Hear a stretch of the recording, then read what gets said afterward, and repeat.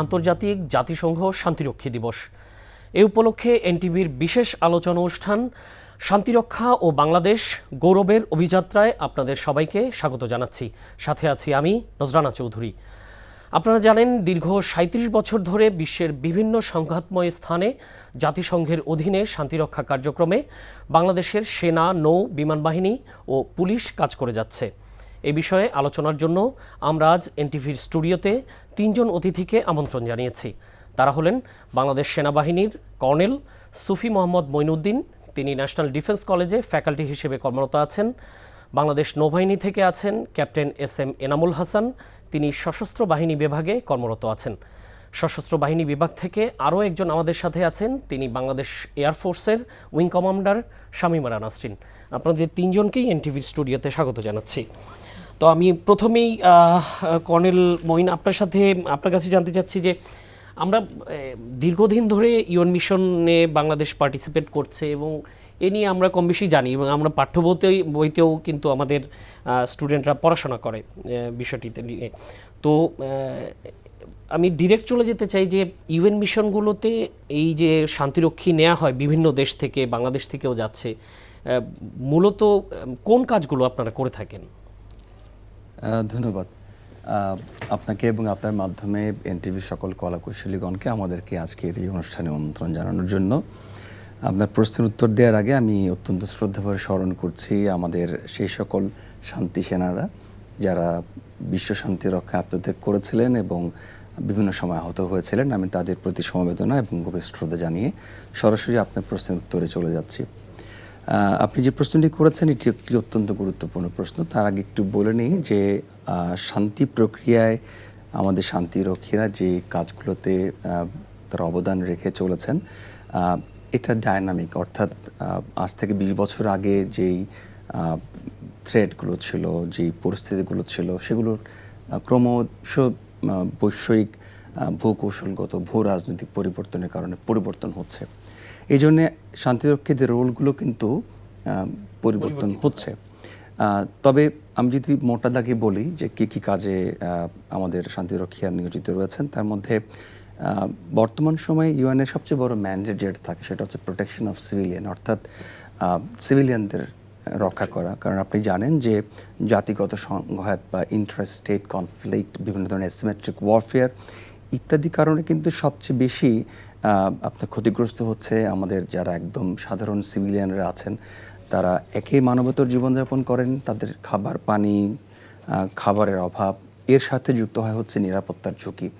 কাজে ইউএন এই জায়গাটাতে খুব গুরুত্ব দিয়ে থাকে, প্রোটেকশন অফ সিভিলিয়ান। এছাড়া আপনি জানেন যে প্রত্যেকটি মিশনের একটা ম্যান্ডেট থাকে। সেই ম্যান্ডেটের অধীনে তারা ওই দেশের যে রাজনৈতিক যে অথরিটি আছেন তাদেরকে গুড গভর্নেন্স এবং তাদেরকে বিভিন্ন বিষয়ে প্রশিক্ষণ প্রদানের মাধ্যমে তাদেরকে ক্যাপাসিটি বিল্ডিংয়ের ক্ষেত্রে একটি বড় ভূমিকা রাখছেন। এবং সেই ক্যাপাসিটি বিল্ডিংয়ের প্রক্রিয়াতে আমাদের শান্তিরক্ষীরা কিন্তু প্রত্যক্ষ এবং পরোক্ষভাবে খুব নিবিড়ভাবে তারা সম্পৃক্ত থাকেন। এছাড়া আরেকটি বড় বিষয় হচ্ছে যেটাকে আমরা ডিডিআর বলে থাকি, ডিমোবিলাইজেশন, ডিসআর্মামেন্ট এবং রিইন্টিগ্রেশন। অর্থাৎ একটি সংঘাতপূর্ণ এলাকাতে যখন একটি সংঘাতের অবসান ঘটে তখন কিন্তু একটি বড় জনগোষ্ঠীর কাছে অস্ত্র থাকে, সো নিরাপত্তার ঝুঁকিটা তখন থেকেই যায়।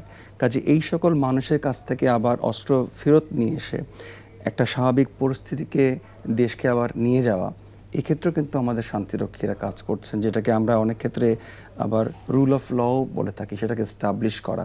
অর্থাৎ মূলত একটি সংঘাতপূর্ণ রাষ্ট্রের ক্যাপাসিটি বিল্ডিং এবং তাকে পুনরায় তার স্বাভাবিক অবস্থানে ফেরত নিয়ে আসার জন্য শান্তিরক্ষীরা কিন্তু অবিচলভাবে তারা কাজ করে যাচ্ছেন। তো আমরা পরে আপনার কাছে আসব। আমরা ক্যাপ্টেন এস.এম. এনামুল হাসান, আপনার কাছে জানতে চাই যে সেনাবাহিনীর যেহেতু ট্রুপস বেশি ইউএন মিশনগুলোতে, তো আমি নিজে যাওয়ার সৌভাগ্য হয়েছিল লাইবেরিয়াতে, সেখানে আমি দেখেছি তারা কিভাবে কাজ করে। তো নৌবাহিনী তো সাধারণত কোস্টাল এরিয়াতে বা সিতে, সমুদ্রে বা সেই সব জায়গায় কাজ করে, তো স্থলভাগে না। তো আপনাদের কাজের প্রকৃতিটা কেমন আসলে ইউএন মিশনে, বা আপনারা এখন যেই কয়েকটি মিশনে কাজ করছেন সেই আলোকে বলতে পারেন? আপনাকে অনেক ধন্যবাদ আমাকে আমন্ত্রণ জানানোর জন্য। আসলে নৌবাহিনী প্রথম 1993 সালে মোজাম্বিকে অবজারভার প্রেরণের মাধ্যমে মিশনের এই শান্তিরক্ষীদের জগতে প্রবেশ করে। এবং আমি যদি বলি যে অদ্যাবধি প্রায় 7,400-র উপরে শান্তিরক্ষী নৌবাহিনীর বিশ্বের প্রায় 31টি মিশন সম্পন্ন করেছে। এবং এই মুহূর্তে আমাদের 7টি দেশের 7টি মিশনে 343 জন মিশন সম্পন্ন করছে। এবং এর মধ্যে মূলত দুটি কন্টিনজেন্ট, একটি আমাদের যুদ্ধ জাহাজ যেটি লেবাননে নিয়োজিত আছে। এবং আপনি জানবেন যে লেবানন বৈরুতে 2010 সাল থেকে বাংলাদেশ নৌবাহিনীর জাহাজ কিন্তু এখানে পেট্রোল করে যাচ্ছে। এবং এই মিশনটায় বাংলাদেশ নৌবাহিনীর যে সক্ষমতা সেটি কিন্তু তারা প্রমাণ করে যাচ্ছে। এবং এখানে আমাদের স্থলবাহিনীর যেই মিশনগুলো থাকে, যে ডিমোবিলাইজেশন এবং ডিআর্মামেন্ট, বাট আমাদের এখানে হচ্ছে অনেকটা এরকম যে 2006 সালে যখন বৈরুত সিজ হয়েছিল ইসরায়েল বাহিনীর দ্বারা, তখন তারা কিন্তু বৈরুতের পোর্টও ক্লোজ করে দিয়েছিল। এবং সেই পোর্ট বন্ধ হওয়ার ফলে যেটা হয়েছিল যে সেখানকার ব্যবসা বাণিজ্য এবং খাদ্য সংকট দেখা দিয়েছিল। তো সেই মুহূর্তেই সেই মিশনটা ইউনিফিল মিশনটা তৈরি হয় এবং বাংলাদেশ নৌবাহিনী 2010 সাল থেকে আছে। এখানে মূলত যেই ম্যান্ডেটগুলো নিয়ে আমরা ওখানে কাজ করি, আমাদের ওখানে মাসে প্রায় 20 দিনই পেট্রোল করতে হয়, টহল দিতে হয় ভূমধ্য সাগরে এবং যে কোনো পরিবেশে, সেটা আপনার ঝঞ্ঝা বিক্ষুব্ধ পরিবেশও হতে পারে, আবার নর্মাল সিও হতে পারে। কিন্তু এই পরিবেশে কন্টিনিউয়াসলি আমরা পেট্রোল করে আমরা যেই জিনিসগুলো নিশ্চয়তা বিধান করি যে এখানে কোনো প্রকার অবৈধ অস্ত্র বা চোরাচালান যাতে না হয়, যাতে এই সিচুয়েশনটা আর এসক্যালেট না করে। তো এর মধ্যে আমাদের এই মিশনটা পরিচালিত হয়। অপরদিকে আরেকটি কন্টিনেন্ট আছে আমাদের সাউথ সুদানে। সেখানে আপনি জেনে থাকবেন যে আমাদের এই সাউথ সুদানের মিশনটি দুই ভাগে দুই জায়গায় আছে। এটা রিভার হোয়াইট নাইলের মধ্য দিয়ে একটি অপারেশন লাইফলাইন চালানো হয় জুবা রাজধানী থেকে মালাকাল, প্রায় 945 কিলোমিটার দূরত্ব। এবং এই দূরত্বের যে লজিস্টিক, ইউএনের যে লজিস্টিকগুলো, তাদের বিভিন্ন ঔষধ সামগ্রী, খাদ্য সামগ্রী, এগুলো তারা এই নদী পথেই তারা বহন করে। কারণ শুধু ইউএনের রসদি, ইউএনের হয় এবং অন্যান্য বিভিন্ন স্টেক হোল্ডার যারা আছে, বিভিন্ন সংস্থার, খাদ্য সংস্থার এবং বিশ্ব খাদ্য সংস্থা, তাদেরও। তো এই যে পুরো 945 কিলোমিটার নদীপথ, সেই নদীপথের সম্পূর্ণ সিকিউরিটি কিন্তু বাংলাদেশ নৌবাহিনী কন্টিনজেন্ট করে থাকে।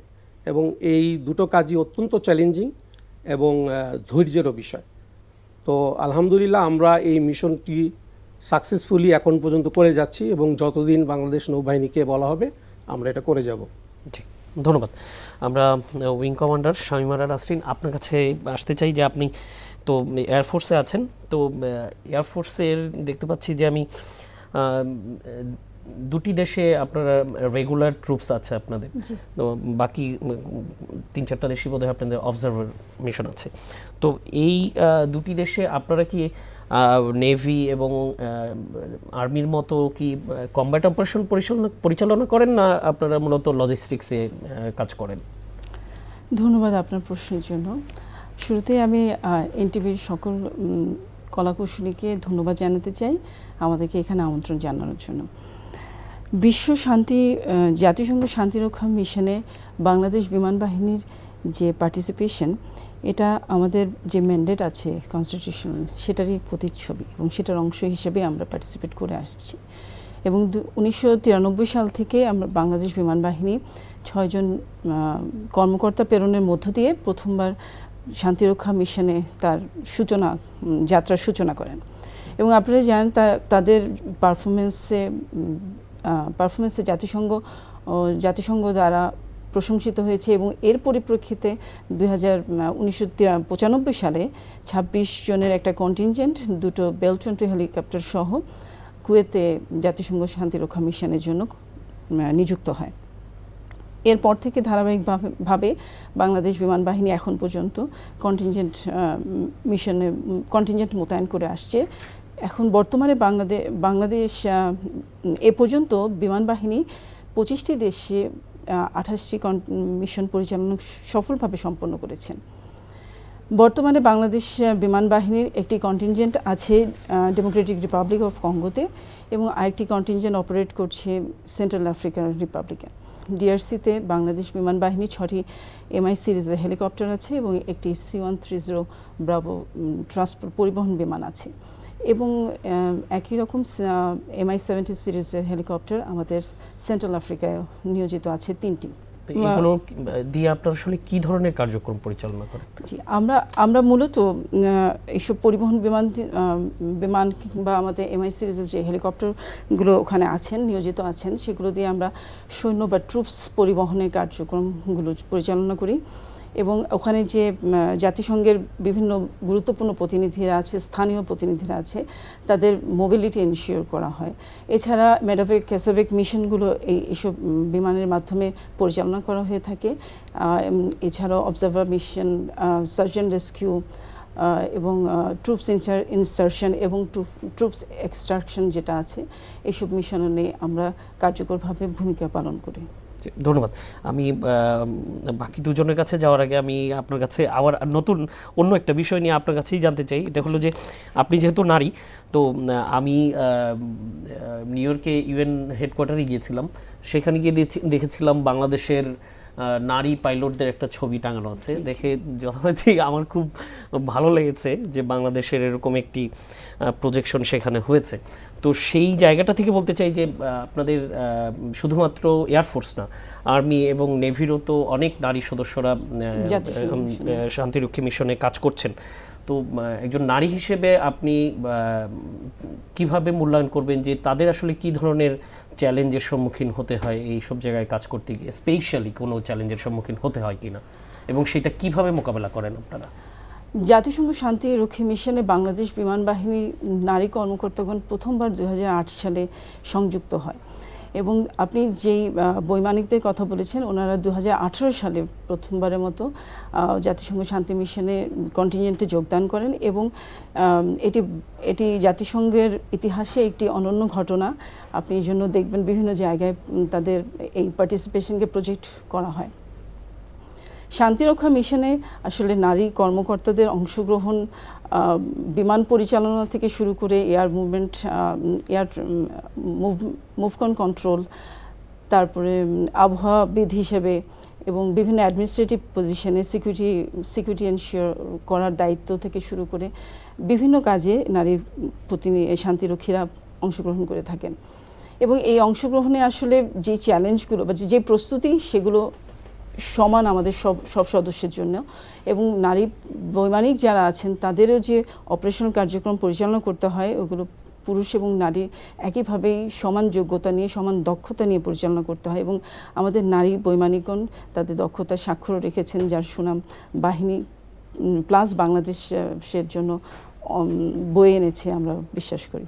জি, ধন্যবাদ। আমরা একটু কর্নেল মঈনুদ্দিন আপনার কাছে জানতে চাই যে আপনারা তো আসলে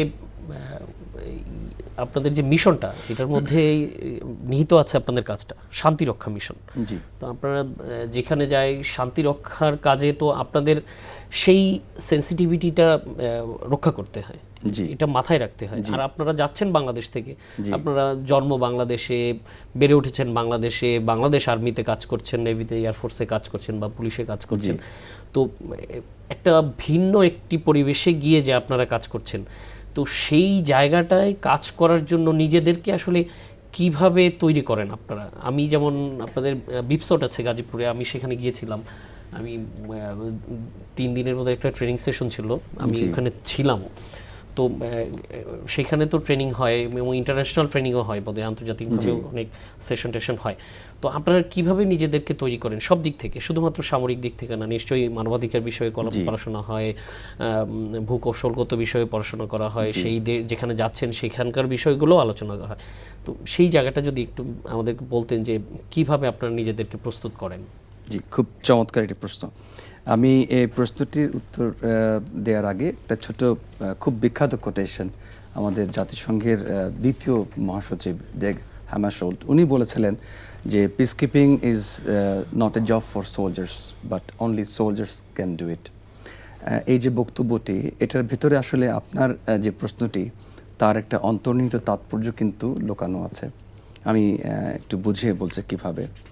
মূলত আপনি যে প্রশ্ন যে করেছেন যে আমরা একটি দেশের সংস্কৃতি, কালচার, তার ট্রেনিং এগুলো এক্সপেরিয়েন্স করার পর এক সম্পূর্ণ ভিন্ন আবহাওয়ায়, সম্পূর্ণ ভিন্ন পরিস্থিতিতে নিজেদেরকে উপস্থাপন করে সেখানে আবার সুনাম বয়ে নিয়ে আসছি, সেটা কিভাবে সম্ভব হচ্ছে? আসলে এটার পেছনে বেশ অনেকগুলো কারণ আছে। আমি ছোট ছোট করে একটু আপনাকে এক্সপ্লেন করছি। মূলত সশস্ত্র বাহিনী বা সেনাবাহিনীর সদস্যরা আমরা কিন্তু আমাদের একটি বড় মটো হচ্ছে যে আমাদেরকে প্রশিক্ষণ নিতে হবে, এবং প্রশিক্ষণের ক্ষেত্রে কিন্তু আমাদের কোনো ছাড় নেই। আপনি জানেন যে আমরা প্রতি বছর আমাদের শীতকালীন, গ্রীষ্মকালীন প্রশিক্ষণ হয়ে থাকে। এছাড়া সারা বছর ধরে আমরা আমাদের যে সেনা সদস্যরা রয়েছে তাদেরকে বসতি এলাকা যুদ্ধ, জঙ্গল warfare, tactical communication system, medical support ইত্যাদি একেবারে যুগোপযোগী যে বিষয়গুলো রয়েছে এগুলোর উপর কিন্তু আমরা সারা বছর তাদেরকে ট্রেনিং দিই।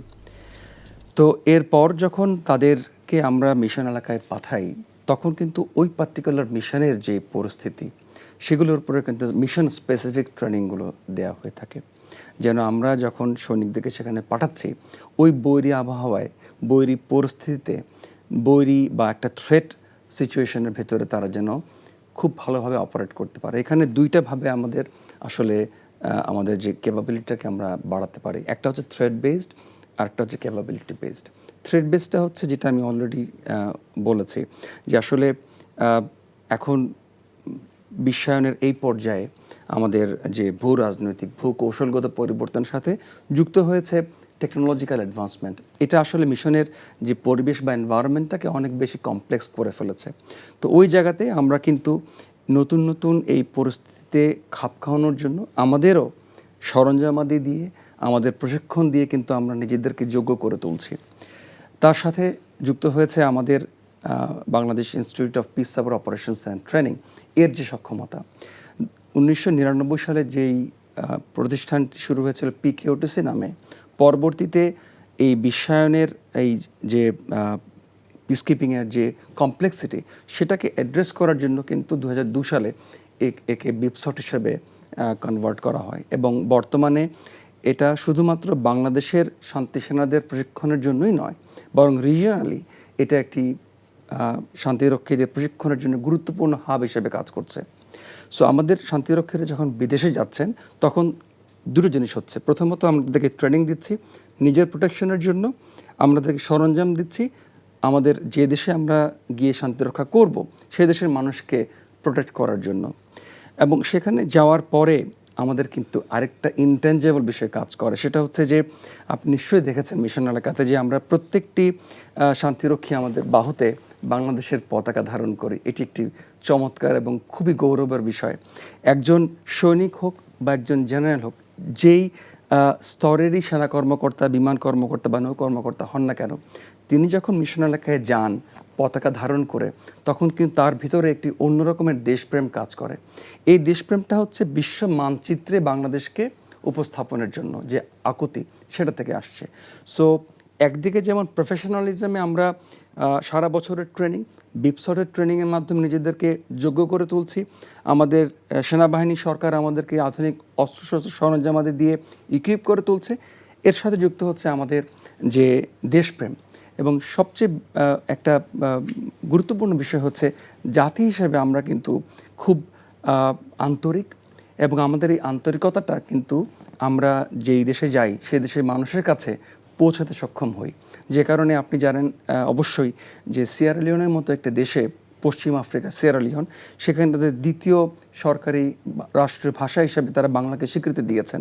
Ivory Coast, Liberia, Mali, Central African Republic, DR Congo ইত্যাদি নানান দেশে কিন্তু বাংলাদেশি শান্তিরক্ষীদের অবদানের কারণে সে দেশের মানুষ আমাদের ভাষায় গান গায়, আমাদের মতো করে কথা বলে। এটি কিন্তু পৃথিবীর অন্য অন্য দেশে কতটুকু হয় আমি জানি না, বাট আপনি নিঃসন্দেহে এ বিষয়ে গর্ব করতে পারেন যে এটা আমাদের বাংলাদেশের অনেক বড় অর্জন, এবং এটা আমাদের শান্তি সেনাদের অর্জন এবং বাংলাদেশের গৌরব। তা আমরা captain S M Enamul Hasan আপনার কাছে আসতে চাচ্ছি যে আপনারা যখন কোনো একটা মিশনে যাচ্ছেন, মেইনলি নৌবাহিনী তো সিতে কাজ করে। তো আপনাদের তো নিশ্চয়ই আপনাদের যে জাহাজগুলো ব্যবহার করেন সেগুলো কি ইউএন সরবরাহ করে না আপনারা নিজেদেরটা নিজেরা নিয়ে যান? এই ক্ষেত্রে যদি আমাদেরকে একটু জানাতেন যে এটা আপনারা কিভাবে ব্যবহার করেন বা কোথা থেকে আসে? জি, আপনাকে অনেক ধন্যবাদ। নৌবাহিনী যখন প্রথম কন্টিনজেন্ট মিশন আমাদের লেবাননে প্রেরণ করে, তখন ইউএনের কিছু চাহিদা থাকে। জাহাজটা কোন ধরনের হতে হবে এবং এখানে কি কি থাকতে হবে, সেটাকে অনেকটা ওরা বলে সিওই, কন্টিনজেন্ট ওন ইকুইপমেন্ট। সেই কন্টিনজেন্ট ওন ইকুইপমেন্ট অনুযায়ী এখানে ইউএনের আসলে তাদের নিজস্ব কোনো জাহাজ নেই। এটা ট্রুপস কন্ট্রিবিউটিং কান্ট্রি যারা, তারাই এই জাহাজগুলো প্রেরণ করে। তো একইভাবে আমরা আমাদের সেই জাহাজগুলোকে ওই সিওই যে ইন্সপেকশন, সেই ইন্সপেকশন তারা করে আমাদের জাহাজগুলোকে অ্যাপ্রোপ্রিয়েট পেয়েছে দেখেই বাংলাদেশ নৌবাহিনীর এই পর্যন্ত প্রায় 6টি জাহাজ, যুদ্ধজাহাজ ওখানে প্রেরণ করা হয়েছে। আপনার আরেকটু তথ্য দিয়ে রাখি, ইউএনের এখানে দু রকমের তারা লজিস্টিক সরবরাহ করে বা লিজ সিস্টেম যেটাকে বলা হয়। একটি হচ্ছে ড্রাই লিজ এবং একটি ওয়েট লিজ। যেহেতু নৌবাহিনীর জাহাজ সবসময় টহলে থাকবে এবং তার টহলের কার্যক্রমগুলো অপারেশনাল রিকোয়ারমেন্ট অনুযায়ী বন্দরে আসবে অথবা আসবে না, সেই লজিস্টিক চেইনগুলো ইউএন না দিয়ে সম্পূর্ণ লজিস্টিক চেইনটা বাংলাদেশ মেনটেন করে। এবং আপনি যেন অবাক হয়ে থাকবেন যে প্রায় 10,000 নটিক্যাল মাইল দূর থেকে বাংলাদেশ নৌবাহিনী 2010 সাল থেকে অদ্যাবধি লেবাননে কিন্তু এই লজিস্টিক লাইনটা জারি রেখেছে। এবং এখানে শুধুমাত্র খাদ্যদ্রব্য না, এটা কিন্তু মেইনটেনেন্স একটি বড় বিষয়। লেবাননের মতো বৈরুতে একটি জায়গায় যেখানে স্পেয়ার পার্টসও সবসময় পাওয়া যায় না, বাট এই চ্যালেঞ্জটাও কিন্তু আমাদের যারা নাবিক তারা অত্যন্ত দক্ষতার সহিত এগুলো চালনা করে থাকে। তো এটাকে আমরা ওয়েট লিজ বলি, যে সম্পূর্ণ ব্যয়ভারটা আমরা নিজেরাই বহন করি এবং সেই অনুযায়ী ইউএনের সাথে কন্ট্রাক্ট হয়। ঠিক অপরদিকে আমরা আমাদের যেই মিশনটি সাউথ সুদানে আছে, সেখানেও কিন্তু যেই কমান্ডোর যে বোটগুলো আমাদের ইউজ হয়, সেখানে বার্জগুলো যদিও ইউএনের, সেই বার্জগুলোকে পাহারা দিয়ে নিয়ে যাওয়ার জন্য আমাদের যেমন বোট আছে, পেট্রোল বোট আছে, তেমনি ল্যান্ডিং ক্রাফট ট্যাঙ্ক বা এলসিটিও আছে। এগুলো দিয়ে সেই 945 কিলোমিটার পুরো রাস্তাটা কিন্তু আমরা সবসময় নিরাপদ রাখি। এটা এমন না যে সম্পূর্ণ যখনই এই লজিস্টিক মুভ করবে সেই সময় না, প্রতি মুহূর্তেই আমাদের গোয়েন্দা কার্যক্রম সেই 945 কিলোমিটার ব্যাপী একটি নৌপথ, এবং যেটা কিন্তু আমাদের নৌপথ না, একটা অপরিচিত নৌপথ। তো সেখানে আমাদের ইভেন হাইড্রোগ্রাফারও আছে, তারা নিজেরা সার্ভে করে এই সম্পূর্ণ এলাকার চার্ট তৈরি করে সেই চার্ট অনুযায়ী কিন্তু আমাদের সেই বার্জগুলোকে নিরাপত্তা দিয়ে নিয়ে যাওয়া হয়। আর এখানে আমি কর্নেল মঈনের সাথে আরেকটু অ্যাড করব, উনি যে বিপশটে যে বিষয়গুলো বলেছেন যে আমরা কিভাবে অভিযোজন করি। দেখুন, আমরা যদি একটু দেখি যে সংঘর্ষ শুরু হওয়ার জন্য বা সংঘর্ষ হওয়ার জন্য মূলত 3টা জিনিস দায়ী। একটি হচ্ছে অ্যাটিটিউড, যেটাকে আমরা বলি যে একজন আরেকজনের সাথে কিভাবে বিহেভ করবে। আরেকটা হচ্ছে বিহেভিয়ার বা ব্যবহার, এবং 3 নম্বর হচ্ছে দ্বন্দ্ব, কন্ট্রাডিকশন। সেই অ্যাটিটিউড, বিহেভিয়ার এবং কন্ট্রাডিকশনটা যখন দুই পক্ষের ভিতরে নেগেটিভভাবে থাকে, তখনই কিন্তু এই সংঘর্ষের সূত্রপাত হয়। এখন বাংলাদেশের যে মিশন আমরা যাই, আমাদের কিন্তু বিপশটেই সেই তাত্ত্বিক জ্ঞানগুলো দেওয়া হয় যে কিভাবে আচরণ করতে হবে, কারণ একটি দেশের কালচার আমাদের কালচারের সাথে মিল নেই। সো তাদের কালচারকে আমাদের সম্মান করতে হবে, এবং সেই জন্য আমাদের কিন্তু শুধুমাত্র যে তাত্ত্বিক জ্ঞান তাও না, বিপশটে কিন্তু কিছু ব্যবহারিক জ্ঞানও দেওয়া হয়।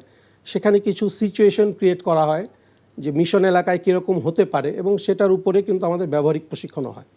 তা যার দরুন এই প্রশিক্ষণের ফলে, এবং অলরেডি উনি যেটা বলেছেন যে আমাদের যে দেশপ্রেম, পতাকার বহনকারী যে বিষয়টা, সেটা কিন্তু অত্যন্ত একটি আমি বলবো যে কার্যকরী বিষয়। যে বাংলাদেশের যখন মিশন তার পতাকা নিয়ে কোথাও যায়, সে কিন্তু তখন তার ভেতরে সেই দেশপ্রেমটা কাজ করে যে কোনোভাবেই বাংলাদেশের মান মর্যাদাকে ভুলুণ্ঠিত করা যাবে না। তো সেজন্যই মিশনে গেলে কিন্তু আমরা আরও অধিক প্রফেশনালিজম এবং সতর্কতার সাথে আমরা সেই কাজগুলো করে থাকি। জি, ধন্যবাদ। আমরা উইং কমান্ডার শামীমা নাসরিন, আপনার কাছে জানতে চাই যে মিশন নিয়ে তো শুধুমাত্র বাংলাদেশের ট্রুপ যাচ্ছে এমন না, বিভিন্ন দেশ থেকে ট্রুপস আসে এবং তাদের সাথে তো আপনাদের ইন্টারাক্টিভলি কাজ করতে হয়। তো সেই জায়গাটায় আপনারা ডেফিনেটলি ইউএনএর কিছু চেকলিস্ট আছে বা ম্যান্ডেট আছে, সেই অনুযায়ী আপনারা কাজ করেন। তারপরও অন্যান্য দেশের সাথে কাজ করার ফলে আমাদের কি কোনো ক্যাপাসিটি বিল্ডিং হয়, সেই জায়গাটায় যদি একটু আলোকপাত করতেন। এই পথ চলায় আমরা বিভিন্ন দেশের বিভিন্ন দেশের বিভিন্ন জাতিগোষ্ঠী এবং বিভিন্ন কালচারের সাথে সংযুক্ত হওয়ার একটা সম্ভাবনা তৈরি হয় এবং এর মাধ্যমে আমরা একজন আরেকজনের কর্মপরিধি সম্পর্কে জানতে পারি, আমাদের কর্মপরিধি সম্পর্কেও ওনারা সম্যক ধারণা পান। সশস্ত্র বাহিনী যুদ্ধ অবস্থায় জন্য সবসময় প্রস্তুত হয়, কিন্তু মিশনে গিয়ে প্রথম একটা যুদ্ধ অবস্থার সম্মুখীন হয় এবং এই অভিজ্ঞতাটা অর্জন করতে গিয়ে বিভিন্ন দেশের ট্রুপসের সাথে জয়েন্ট অপারেশনে যায় এবং অপারেশনে গেলে বিভিন্ন দেশের বিভিন্ন ট্যাকটিক্স এবং টেকনিক্স, যুদ্ধ রণকৌশলগুলো সম্পর্কে ধারণা অর্জন করা সম্ভব হয় এবং ওগুলো যদি আমাদের দেশের জন্য সুবিধাজনক হয়, তাহলে আমরা ওগুলো আমাদের স্ট্যান্ডার্ড অপারেটিং প্রসিজারে সংযুক্ত করতে পারি। বাংলাদেশকে যেহেতু আমরা রিপ্রেজেন্ট করি এবং অন্যান্য বক্তারা যেটা বলেছেন, এই যে একটা গর্বের বিষয় এবং ওখানে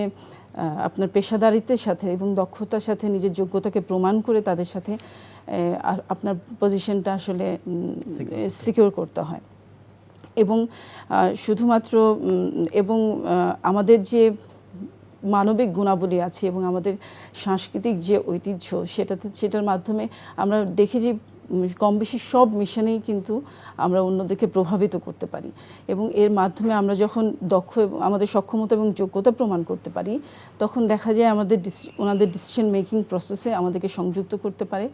আমরা আমাদের অ্যাডাপ্টিবিলিটি এনরিচ করতে পারি, বিভিন্ন সমস্যার সমাধানে আমাদের বহুমাত্রিক চিন্তাভাবনাগুলো সমৃদ্ধ হয়। আমরা কর্নেল সুফি মোহাম্মদ মঈনুদ্দিন, আপনার কাছে আসতে চাই একটি বিষয় নিয়ে। যে আমি দেখেছি যে ইউএন হেডকোয়ার্টারেও বাংলাদেশ থেকে কিছু অফিসার পোস্টেড থাকে, পিস কিপিং অপারেশনে সেন্ট্রালি হয়তো কাজ করেন। সেইখানে আপনাদের কাজটা কি? রাইট, ধন্যবাদ। আপনি জানেন যে জাতিসংঘ সদর দপ্তরে অনেকগুলো ডিপার্টমেন্টস আছে, তার মধ্যে একটি গুরুত্বপূর্ণ ডিপার্টমেন্ট হচ্ছে United Nations department of piece operations, যেটাকে আমরা ইন শর্ট বলে থাকি ইউএনডিপিও। এটা আগের নাম ছিল ইউএনডিপিকেও। ওখানে আমাদের বাংলাদেশি সেনা, নৌ এবং বিমান বাহিনী থেকে অফিসাররা নিয়োজিত হন, কিন্তু অন্যান্য মিশন এলাকার সাথে একটু পার্থক্য হচ্ছে যে এই জায়গাতে যেতে হয় সম্পূর্ণভাবে প্রতিযোগিতামূলক পরীক্ষার মাধ্যমে এবং আপনি জেনে নিশ্চয়ই খুশি হবেন যে এই পরীক্ষাগুলো অত্যন্ত কঠিন, বাট আমাদের যারা অফিসাররা রয়েছেন তারা তাদের প্রফেশনালিজম এবং কম্পিটেন্স দিয়ে কিন্তু সেখানে যাচ্ছেন এবং জাতিসংঘ সদর দপ্তরে একদম হেলম অফ অ্যাফেয়ারে তারা কিন্তু খুব গুরুত্বপূর্ণ দায়িত্বে চমৎকারভাবে পালন করে আসছেন। আমি উইং কমান্ডার নাসরিনের সাথে ছোট্ট একটা বিষয় অ্যাড করতে চাচ্ছি, আপনি যে আগের প্রশ্নটি করেছিলেন তার সাথে জাস্ট একটু সাপ্লিমেন্ট করা। সেটা হচ্ছে যে বর্তমান সময়ে মিশনের দুইটা বিষয়ে আপনার খুব ইম্পর্ট্যান্ট। একটা হচ্ছে কম্পিটিটিভনেস, আরটা হচ্ছে ইন্টারঅপারেবিলিটি। 20 বছর আগে যে পরিমাণ দেশ শান্তি মিশনে যোগদান করত, এখন কিন্তু অনেক দেশ তারা শান্তি রক্ষায় যোগদান করতে চাইছে। সো জাতিসংঘের যে মানদণ্ড আছে সেটা মিট করতে হবে, সেটা হচ্ছে প্রথম ধাপ। কিন্তু এটা মিট করার পরেও তাকে কিন্তু তার প্রফেশনালিজম দিয়ে, গ্রাউন্ডে তার পারফরমেন্স দিয়ে কিন্তু তাকে গ্রহণযোগ্য হতে হবে এবং সেটা কিন্তু আজ অবধি বাংলাদেশ ধরে রেখেছে এবং যে কারণে বাংলাদেশ কিন্তু এখন পর্যন্ত অন্যতম শীর্ষ শান্তিরক্ষী দেশ হিসেবে বিবেচিত হচ্ছে। আরেকটি বিষয় সেটা হচ্ছে ইন্টারঅপারেবিলিটি। আমি 3টা ভাগে একজন শান্তি সেনা নিয়োজিত হতে পারেন। একটা হচ্ছে কন্টিনজেন্ট মেম্বার, একটা হচ্ছে সামরিক পর্যবেক্ষক, আর একটা হচ্ছে স্টাফ অফিসার।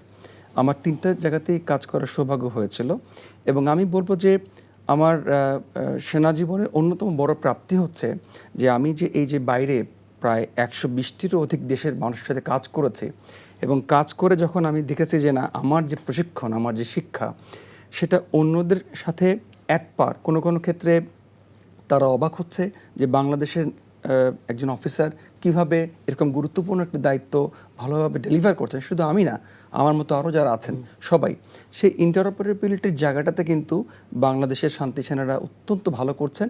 এবং আমরা যখন দেশে ফেরত আসছি, আমরা আবার ফিডব্যাকটা দিচ্ছি, তার মাধ্যমে কিন্তু একটা লুপের মাধ্যমে আমাদের প্রশিক্ষণটাকে আমরা আরও সমুন্নত করছি। এভাবে কিন্তু আমরা ক্রমেই আমাদের সক্ষমতা বাড়িয়ে যাচ্ছি। জি জি, আমি ছোট্ট একটি বিষয়, যদিও আপনাদের কারোরই রেসপন্সিবিলিটিতে পড়ে না বা জুরিসডিকশনে নাই, তারপরও যেহেতু শান্তিরক্ষা মিশনে যায়, এখানে পার্টিসিপেশন নাই, পুলিশের কাজটা কি ওখানে, বাংলাদেশ পুলিশ থেকে যারা যায় শান্তিরক্ষায়, যদি আপনি একটু আলোকপাত করেন। পুলিশের বাংলাদেশের পুলিশও কিন্তু আমাদের শান্তিরক্ষা মিশনগুলোতে তারা অত্যন্ত গৌরবের সাথে তাদের কাজগুলোকে করে যাচ্ছেন। সেখানে ফর্ম পুলিশ ইউনিট আছে, অর্থাৎ আমি শুরুতে আমার বক্তব্যে যেটা বলছিলাম যে একটা যুদ্ধ বিধ্বস্ত দেশের যে রুল অফ ল সেটা ভেঙে যায়। তো সেনাবাহিনী সেখানকার যে নিরাপত্তা এবং একটা পলিটিক্যাল ইলেকট্রাল প্রসেসকে আবার পুনর্গঠিত করতে সরকারকে সহায়তা করা জাতিসংঘের ম্যান্ডেটের অধীনে এই কাজগুলো করে, পুলিশও করে। কিন্তু তার পাশাপাশি সেখানে যে থানাগুলো রয়েছে, পুলিশিং কার্যক্রমগুলোকে সুসংহত করা, সংগঠিত করা, যেগুলো একদম ভেঙে গিয়েছে সেগুলোকে আবার পুনরুদ্ধার করার কাজটা কিন্তু পুলিশ করে থাকে। ডিডিআর প্রসেস, যেটা আমি বলেছিলাম যে অস্ত্র উদ্ধার এবং মানুষকে আবার পুনর্বাসন করা, এসব ক্ষেত্রে কিন্তু বাংলাদেশ পুলিশ খুব গুরুত্বপূর্ণ দায়িত্ব পালন করে যাচ্ছে। সামগ্রিকভাবে ইউএন মিশনে আমরা কাজ করছি, তো ইউএন আমাদেরকে এই জন্য পে করছে, তো সেই পেমেন্টটা তো ডলারে হয়, তো সেইটি তো বাংলাদেশের অর্থনীতিতে যুক্ত হচ্ছে। তো এটার বাংলাদেশের অর্থনীতিতে আসলে কেমন, যেহেতু আমরা কিন্তু আমাদের বৈদেশিক মুদ্রার আহরণের যে খাতগুলো, এগুলো খুবই সীমিত। ফরেন রেমিটেন্স, তৈরি পোশাক খাত, আর কিছু রপ্তানি খাত আছে, হ্যাঁ, এরকম। তো সেই জায়গায় আপনারা তো বেশ বড় সংখ্যায় যাচ্ছেন এবং ডেফিনেটলি ইউএন ইন্টারন্যাশনাল স্ট্যান্ডার্ডেই পে করে।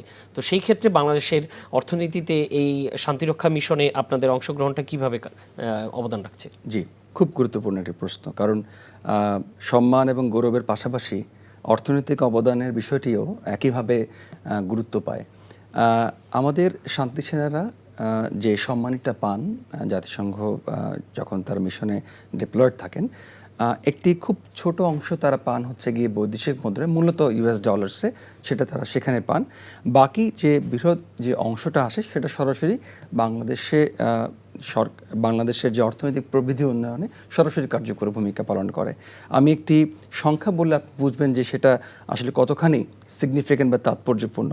গত 23 বছরে বাংলাদেশ সেনাবাহিনী এই জাতিসংঘ শান্তিরক্ষা মিশন থেকে বাংলাদেশের জন্য প্রায় 30,159 কোটি টাকা পেয়েছে, এবং যেটা সরাসরি আমাদের অর্থনৈতিক উন্নতি এবং প্রবৃদ্ধির ক্ষেত্রে গুরুত্বপূর্ণ ভূমিকা পালন করছে।